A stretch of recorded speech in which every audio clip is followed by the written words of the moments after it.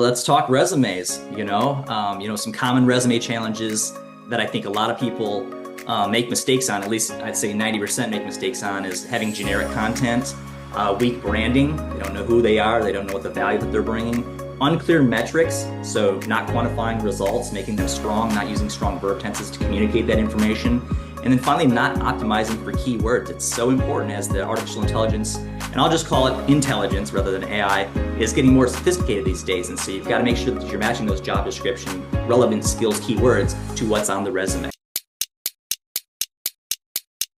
All right. Hello, everyone. Welcome to episode 5 of the Fisher Search Group podcast. My name is Brett Fisher, and I'm joined by my colleague, Geoff Koboldt, today.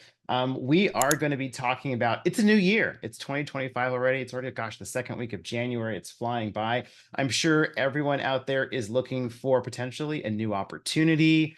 I got to get my resume ready. What should I do on LinkedIn? Interviewing. So we are coming together. We're joining forces, my community, his community, to bring you insights and tidbits on getting yourself ready to get out there and interview. It's sometimes it's nerve-wracking.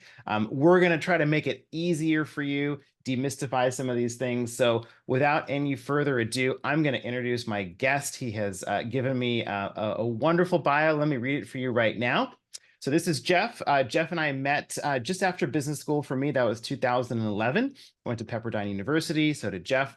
We met a couple of years afterwards. So Geoff is a senior operations executive, having held positions as a manager, director, and VP in a myriad of industries where he has successfully delivered over 25 million in lean savings and increased the bottom line and grown brands 100 million plus. He's a social entrepreneur, a CEO and president. Geoff has built and scaled a multi-million-dollar bamboo company, 5 brands before exiting in 2014. Products included bamboo fencing, which was sold to Lowe's home improvement stores, and bamboo skateboards sold to skateboard shops around the world. He is also a former MBA and undergraduate business professor, teaching strategy, operations management, and business. In 21 and 22, he earned the Phoenix 500 Award for his impact, having taught 49 classes and impacting 496 students' lives. That's a lot. Most recent venture, Koboldt Consulting, where he provides lean business consulting to companies and career coaching services, which is why we brought him on today, such as resume writing, LinkedIn optimization, interview prep, and career navigation to individuals. His passion and God-given purpose are helping individuals elevate their careers and enriching their livelihoods. He has helped hundreds of clients and executed a 98% success rate of landing interviews in 60 days. So pay attention. We're going to have some pearls for you, which I think you'll find very valuable. Geoff, I'd love to turn it over to you. Just a quick introduction. Welcome to the program today. Thank you so much. Happy to be here and, like you said, join these communities and really help a lot of folks that are needed. 2025 is, I'm optimistic. It's going to be a great year, but there's still some cloud over the current environment in the job market. But we'll help everybody get through that. I agree. And so thank you for sharing and joining us today. Go ahead. Yeah. So let's talk resumes. Some common resume challenges that I think a lot of people make mistakes on, at least I'd say 90% make mistakes on, is having generic content, weak branding. They don't know who they are. They don't know what the value that they're bringing. Unclear metrics, so not quantifying results, making them strong, not using strong verb tenses to communicate that information. And then finally, not optimizing for keywords. It's so important as the artificial intelligence, and I'll just call it intelligence rather than AI, is getting more sophisticated these days. And so you've got to make sure that you're matching those job description, relevant skills, keywords to what's on the resume. It's really, really important. So there's a lot there. I would need to write everything down and unpack everything if I was a listener. But what stood out was the very first thing is generic resumes. Can you give us some advice of how people can dive down, drill in, and I'm sure people are only reviewing these for 15 to 30 to 45 seconds at the most. What would be impactful to have on there in those first few bullets? Yeah, so going back to the mistake is using overused cliche words. So to me, that very top of the resume has to sell your unique value proposition. If people have to fish for what you're good at, And where they make mistakes is using overused cliche words. I'm a results-driven professional. I'm a dynamic, seasoned XYZ. Well, if you think about it, the person to your left, the person to your right is using quantified results to communicate that, and you're using words. You want to use strong quantification results. So I encourage folks to come right into the resume immediately with what are those key highlights? What does the job description look like? And how do I match to those key highlights, right? For example, if the job description says we're looking for somebody with 7 years experience in X, preferred qualifications is 10 years. Well, lean in. 12-year, 13, 14, 15-year experience in XYZ. Communicate that up front. Avoid all those overused cliche words and just focus on the value proposition, the quantified results. Demonstrate your value, and don't make them have to fish for it. I love that. Real quick, you said put it at the top. Are you referring to like those summaries at the top, Exactly. or are you referring to the first few bullets underneath the specific job? Nope. So top of the resume, your name, your LinkedIn URL, city, state, zip, phone number, and then immediately come into those key highlights. Now, Mm. you could have a little short, succinct value proposition, be 3 to 4 sentences to lean in. I feel like there's two schools of thought, right? Traditionally, people like to read that. They like to have somebody introduced and know a little bit about them. But what I find is all people are doing is wordsmithing that, and you're going to find out those results eventually. So why not just get to the point, right? Get to the meat and Mm-hmm. potatoes of what you're really great at it. Because like Mm-hmm. you said, you've only got this short window. You'll hear statistically people say you got 6 seconds to wow the reader. I can say that during the pandemic, I'm talking to hundreds of hiring managers and TAs and folks. They're like, Geoff, I've got Wow. 3.8 seconds. I've got 4.2. I don't have 6 seconds anymore. I've got thousands of resumes to get through. So I don't know what that number truly is. It could be 3, 4, 5 seconds. It could be 15, 20 seconds. Regardless, if you've got a whole bunch of words, generic words, and you're just making people read, again, at the end of that, let's just say it lasts 30 seconds and they don't know what your value is, you're not going to win. It's not competitive in today's market. And today's market is brutal. So It you is have to brutal. make it just easy to digest. So I'm going to just jump in for those of you just joining us. This episode 5 is really how to get job search results here 2025. We're talking about the resume. This is your marketing piece. I think of the resume as marketing, and then the interview is sales. So the resume has to stand on its own. It's got to be like that leave behind. And it's got to pop. And that's where you come in, and you're giving us recommendations on really how to grab the reader in those first 3, 5, 10 seconds. I know for me, I right away look at the company. Is it a company I'm familiar with? I look at the job title. Is this a relevant candidate for the level that we're hiring for? And if it is, I quickly look at the years. Have they been there for at least 2 years or more? If it's under, I get a little bit concerned, but I may still keep reading. And then I go to that first bullet right underneath the job title, and I'm reading that bullet. I'm reading that second bullet to see if it absolutely aligns with, just like you said, those first few things on the job description, because we're just ticking and tying to make sure that they have done it. They have solved the problem that the employer is outlining in the job description. How did they solve the problem? And to your point, the metrics, what extent, what degree could they make an impact in solving that problem? But then you also just brought up the kind of the paragraph that's floating up above as sort of like an intro paragraph. Does that intro paragraph, should that encapsulate the entire career, or is it really the objective of what they're looking for?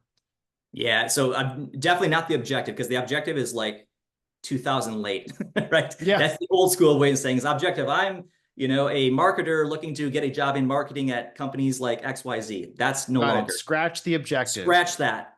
Okay. Yeah, scratch that.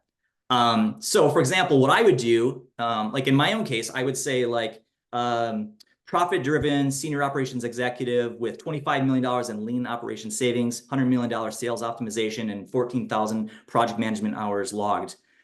Leader of Wow. leaders, 100% customer focused. Very simple. That's it. And you have that memorized. You know your stats, you know your Yes, bullet points. You could yes, walk into any conversation, have that 30-second elevator pitch, right. and you're ready to go. So and you sound confident too. That's another thing I would say is whatever sort of mindset candidates need to get in, they need to walk in confident to be able to solve problems. 100%. When we talk about getting to the interview, right, it is all about confidence. And so when you know your numbers and you can sell yourself in a very short 1 to 2 minute section without umming and everything else and twisting words and pondering like what's, like, and it's stressful, right? Interviewing is tough, but you got to know who you are. So it's all, Yeah. I would say practice makes progress. The more you Yeah. practice memorizing those scripts, not being afraid to record yourself, and just watch yourself, watch what you're communicating, but mostly dialing in. And that's Hmm. why I think my methodology is so successful in terms of resume writing, is because I'm taking everybody through the process of writing their own resume bullet points with me.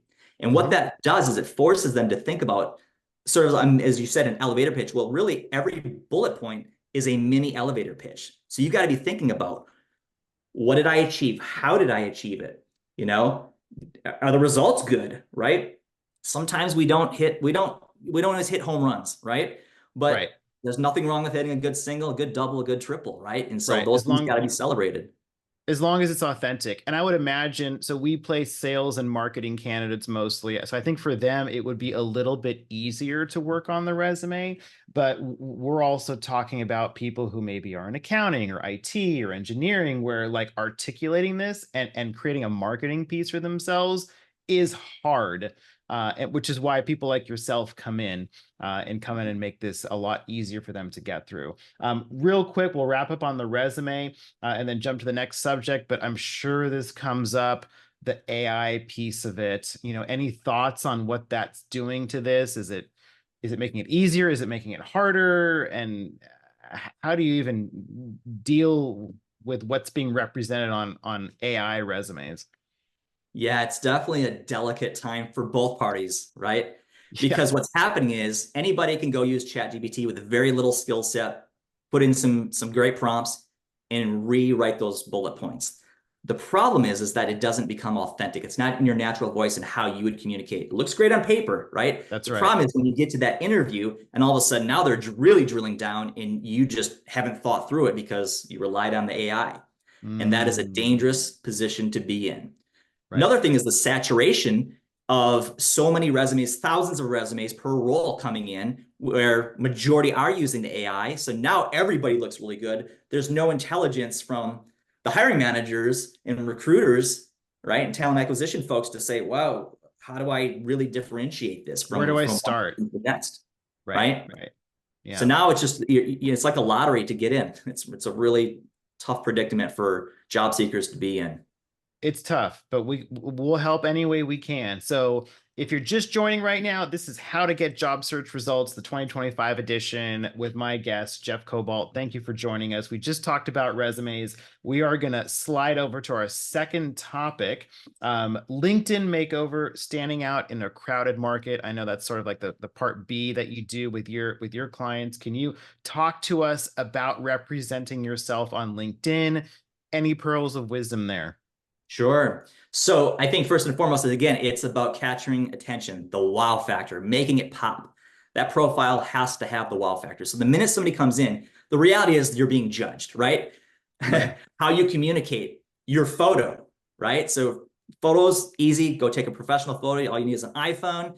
Make sure you smile. So many people take just terrible photos where they just don't look happy, right? You want to generate optimism and enthusiasm to those that are judging you. Show The teeth. very the very top, in that rectangle section at the very top, use some personal branding flair. So what I like to do is I usually either have a tagline or I'll Mm. just focus on the three key core competencies of the individual, and then I'll have three visuals that communicate to some degree. I usually try to use really modern, futuristic images.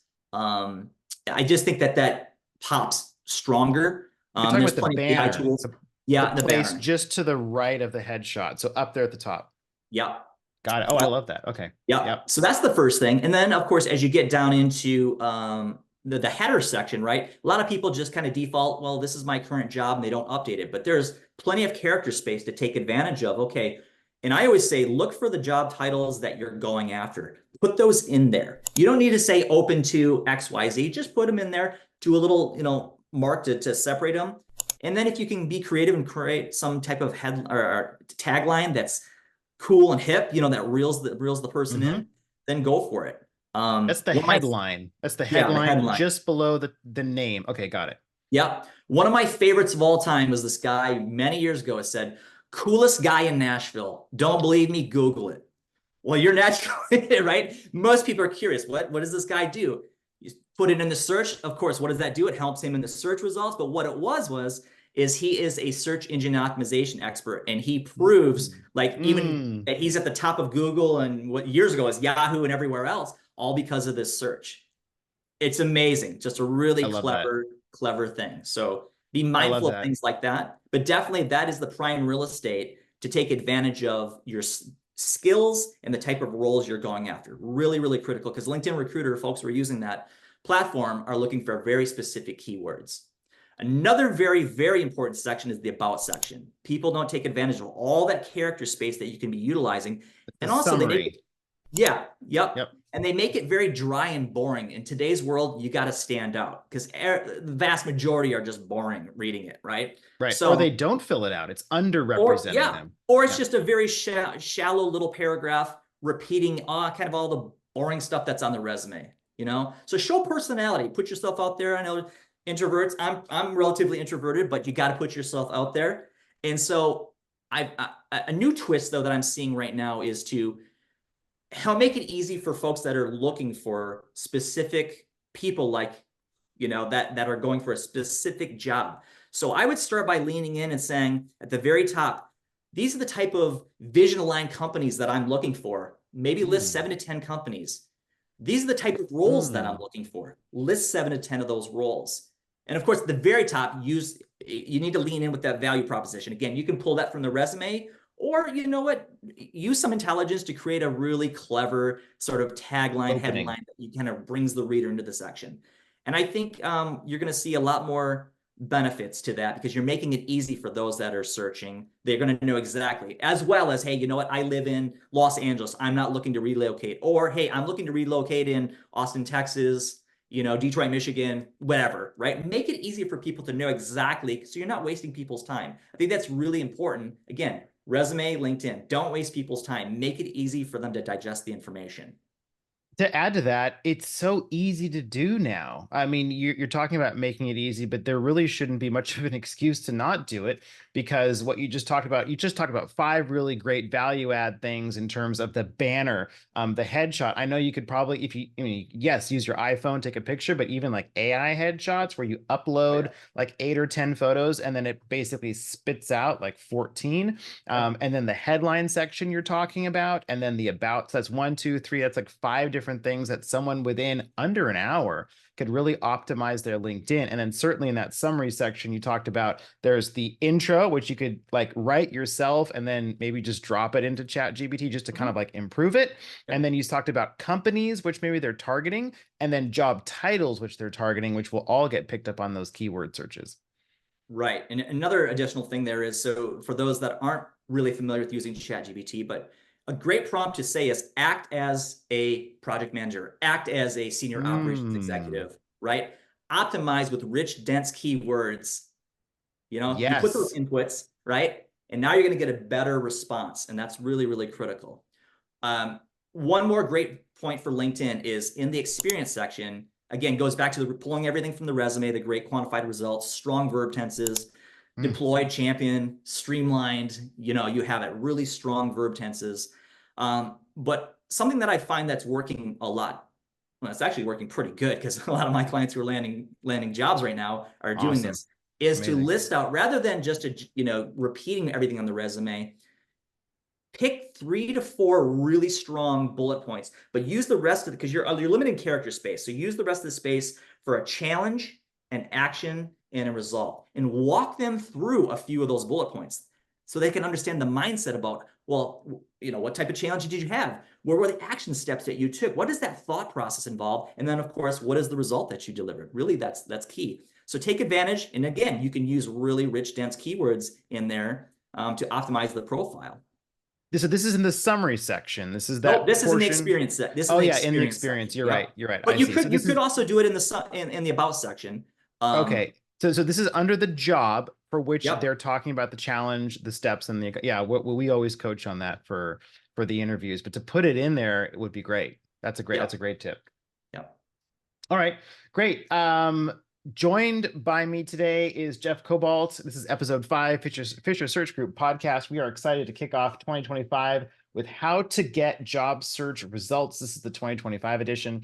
We just talked about, first and foremost, the resume. Second, taking that over to LinkedIn, and then the third topic area we're going to round things out is the interview. I mean, the interview itself, I mean, that could be a whole episode, that could be multiple episodes. We're talking about interview prep.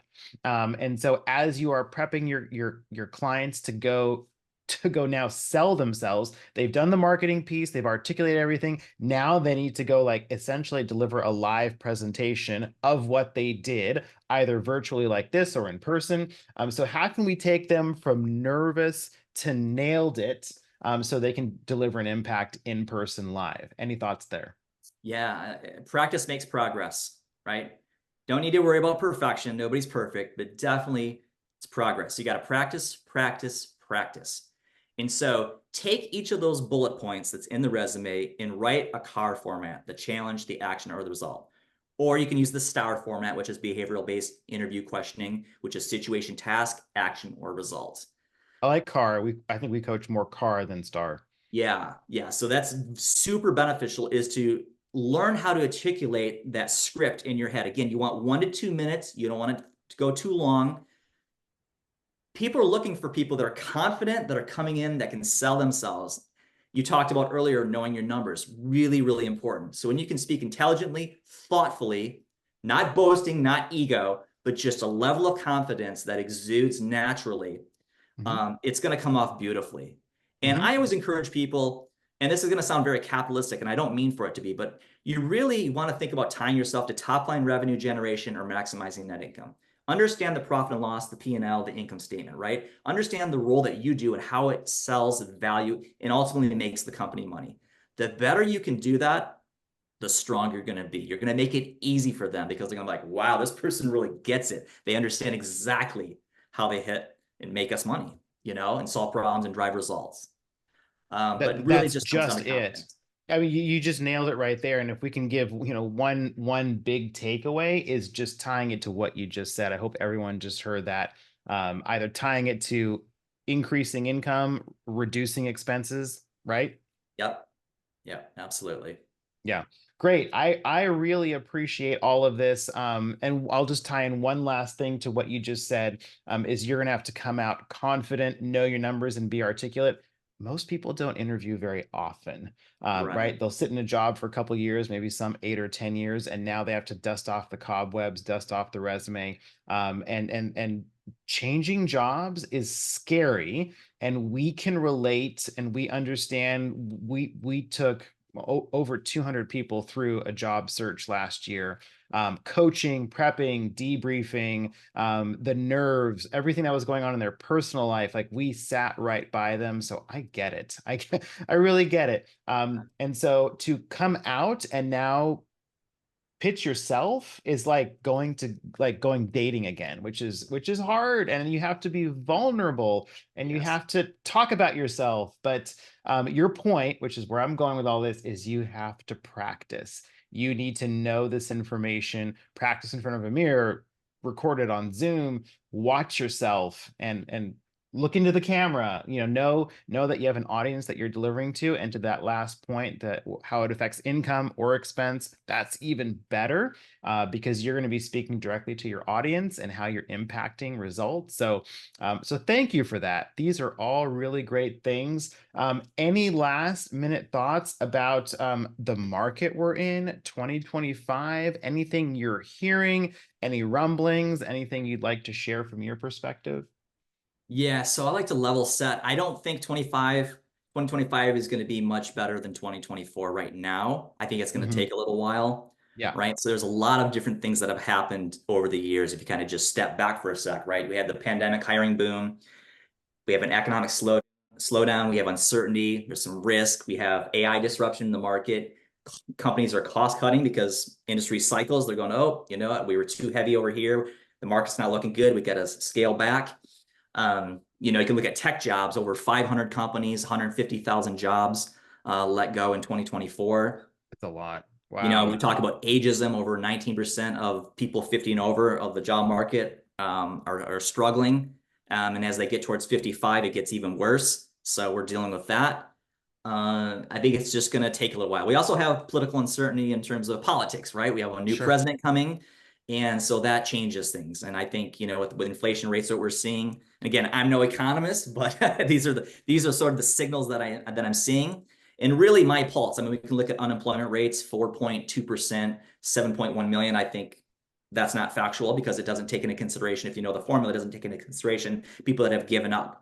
To me, it feels like it's 10% or more, but my litmus test is looking at LinkedIn every day and seeing just the massive amount of layoffs that I'm seeing. And I'm still seeing. I'm seeing good number of jobs. It's great to see people landing jobs. It's just not at the rate of the layoffs. And so I say, just brace yourself. If you got a job right now, just count your blessings, be grateful, do your best, and hold tight. But a huge mistake that people make is not being ready. They just think they're safe. They think they're good. Oh, I'm going to work at this company for X number of years. I'm going to retire here. The Mm, reality is, and this is a huge shift, is now you got presidential club award winners. You've got some of the best people being laid off. It has nothing to do with skill anymore. It has to do with true. financials, Yep. right? So Yep. you got to be very mindful of that. Always have your resume. Always keep a good inventory of all the projects you've worked on, all the results. If another mistake, going back to the resume, a lot of people don't keep good inventory, so they just don't know. And you've got to know those numbers. So keep That's a a good good point. inventory of that. Yeah. If I were a job seeker out there, I would want to come to you and say, help me get this all lined up. So if someone wants to come find you, where can they sign up? I'm assuming, you have this 98% of clients land interviews within 60 days. I know a handful of people out there who've been unemployed for a very long time and they are looking to get back. So how can I find you? How can I sign up? Yeah, I mean, two ways. One is koboldt.com, KOBOLDT.com. Hmm.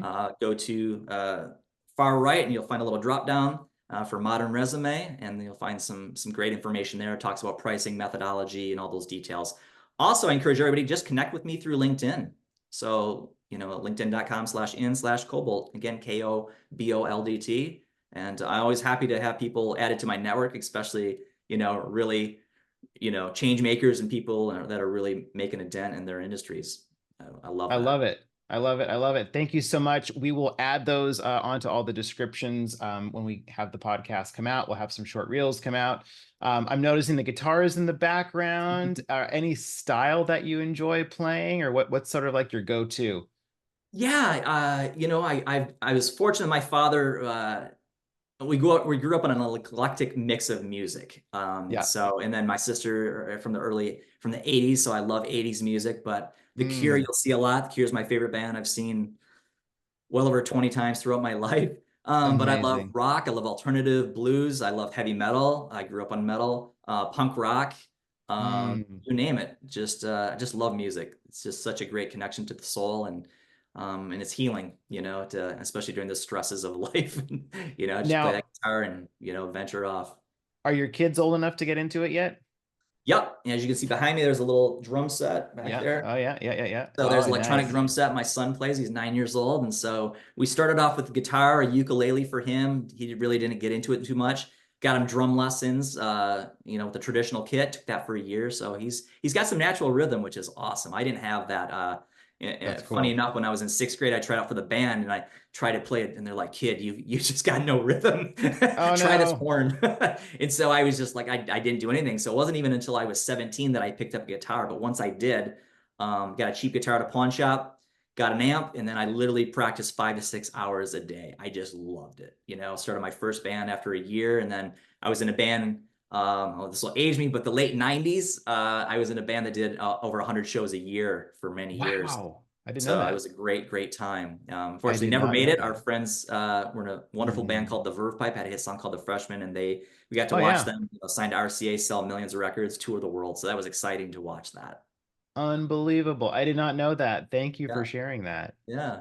Well, Geoff, thank you for joining us and sharing all these tidbits of wisdom with our respective communities. We can't wait to get this out and share it. And I really hope everyone has an amazing 2025. We are here to help. That's why we do this. We want to share our information. We want to put good content out to the world. If you enjoy what you watch, please like, please subscribe, please share. And from my office to yours, thank you very much. And we will stay in touch. Thank you Thank you and so have a much. great day.